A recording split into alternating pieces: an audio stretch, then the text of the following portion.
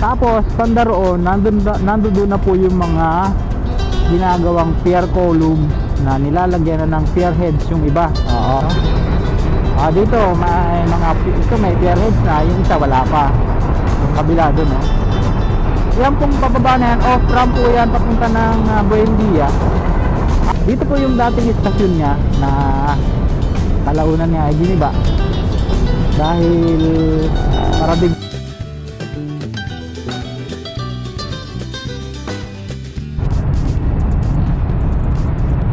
Ayan, magandang hapon ng Lunes sa inyong lahat mga kabayan. Ka-16 sa buwan ng Pebrero 2026. Oras po natin ay alas 5:20 na ng hapon. Medyo hindi pa po nagbabago yung ano natin, tila mas mahaba pa yung gabi, no? Mga bandang patapos pa siguro nung February yan mababago.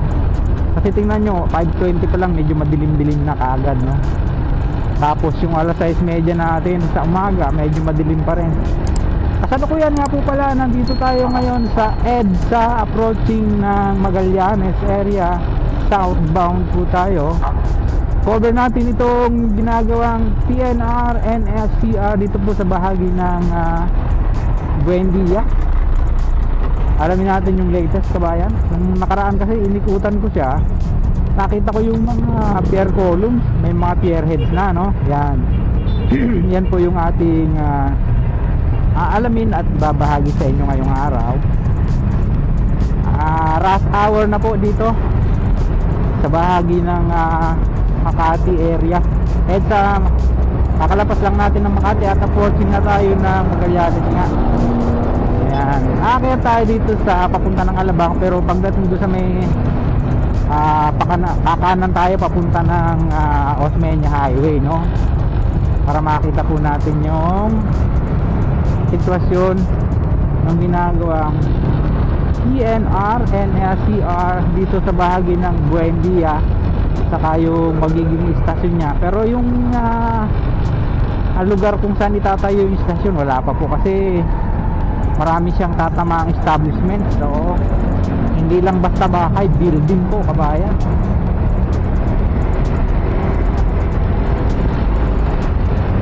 Ayan, pasensya na po kayo mga kabayan. Ito lang po yung ating maliit na paraan para ma-share sa inyo yung mga proyektong ginagawa rito ng PNR and SCR. Hindi natin siya pwedeng pasukin sa loob, no? Mayayari tayo roon. Saka kung magpaalaman tayo, tiyak hindi din tayo papayagan. And then bawal din po ang drone dito dahil napakalapit po nito sa airport, almost 6 kilometers lang. Ayan, Alabang, papunta po ng Alabang yung pakaliwa, yung pakarb. Dito tayo. Yan, nagsisignal yung ating sinusundan. Pero pansamantala ay hihinto muna tayo dito bahagya, no? Ayan. Ayan na siya, may mga equipment, may mga truck na ginagamit. Tapos banda roon, nandun na po yung mga ginagawang pier columns na nilalagyan na ng pier heads yung iba. Tapos dito naman po yung bahagi ng EDSA station, no? Yan sa kabilang yan, i-share natin sa inyo yan dati, pero wala pa pong gaanong movement. Dito sa Osmeña, yan, pagbaba natin, Osmeña na po yan, wala pang gaanong traffic. Dito kitang kita natin yung mga equipment na ginagamit, yan, no? Diba? Yan.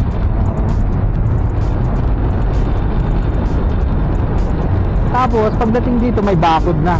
Sad to say, hindi natin makikita yung loob, maliban na silipin natin dyan sa mga butas-butas. Wala pa pong ganong movement dyan. Doon sa kabila, mayroon na rin mga board filing na rin. Oo, may mga board file na rin. Sisilip natin bagay may mga bakal na. Yan, dito. Ayan, may pier heads na, di ba? Ayan, yan po makikita natin dahil mataas na siya. Ayan, tapos approaching dun sa EDSA, pababa siya konti. hanggang maging upgrade siya. Oo.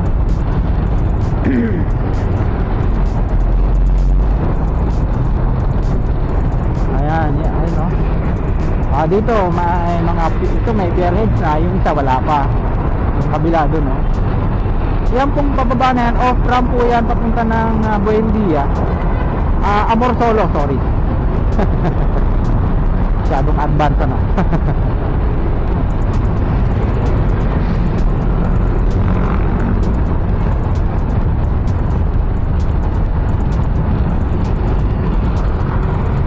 Dito wala pa rin. Tapos dediretsuhin natin doon papunta ng tawag dito.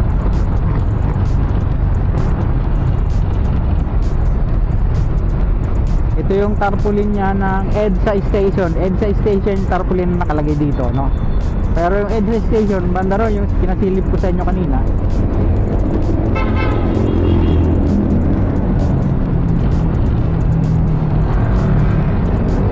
Mga busina, akala mo sabihin nila kasada, no? Ganun talaga.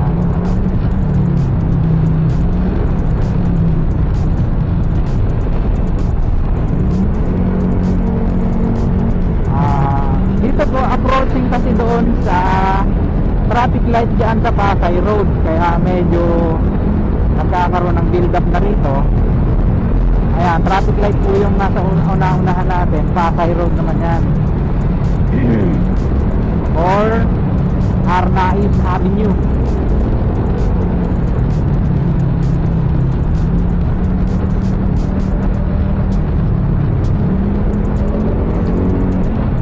Dito po wala pang gaanong movement, no?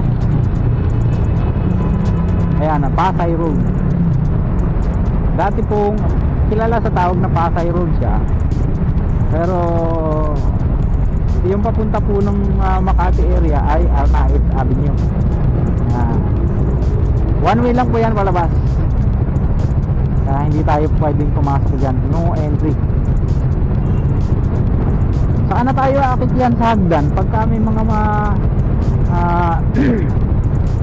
may mga event, may mga development pa dito sa malapit para matanaw natin siya. Pero so far wala pa po eh.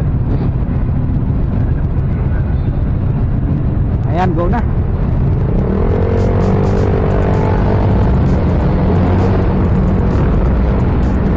Nagkaroon po kasi tayo na pagkakataon na ito ay makikita ang maaga tutuloy natin maaga si Bossing. Dito po wala pang masyadong activity dyan sa loob, no? Kaya hindi ko na muna sisilipin. Wala pa, preparation pa lang po yan.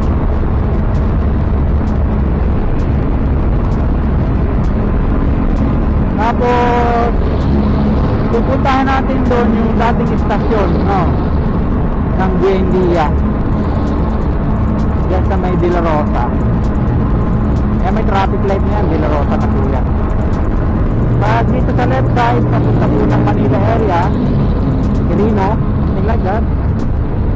Dito tayo, De La Rosa tayo. Tapos iikutan natin yung service road dyan sa kabila, papuntang malapit dyan sa may Iramos.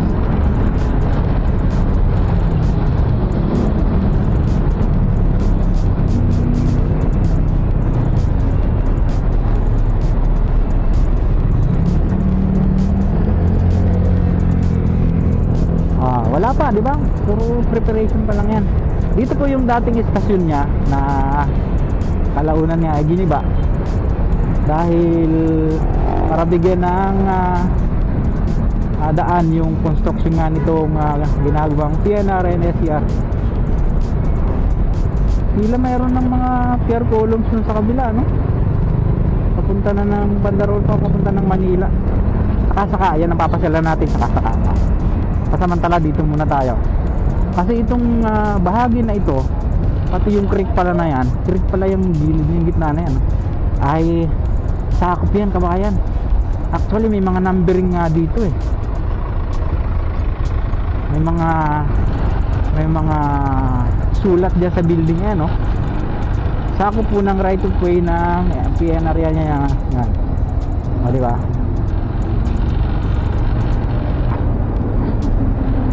Yan o. Sabihin tong building na to, dama ito. Tapos ang kabila po niyan kasing street ay Ramos na.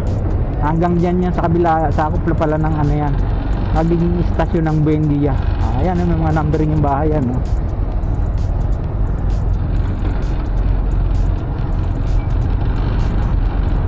Pati itong medyo bago-bagong building na to ay tingin ko sakop pa rin po yan.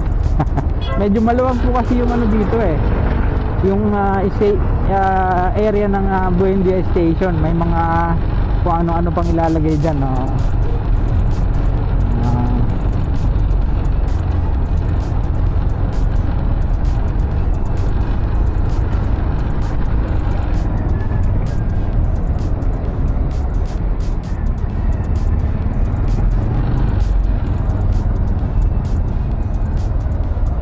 Diba?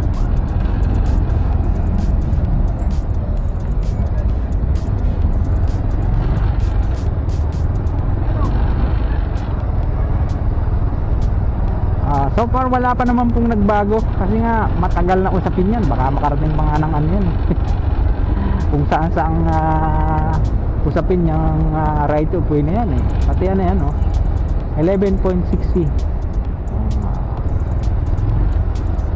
So pasamantala hanggang dito na lang po muna yung ating i-share sa inyong vlog dito nga sa PNR NSCR dito po sa bahagi ng Buendia. Ayan.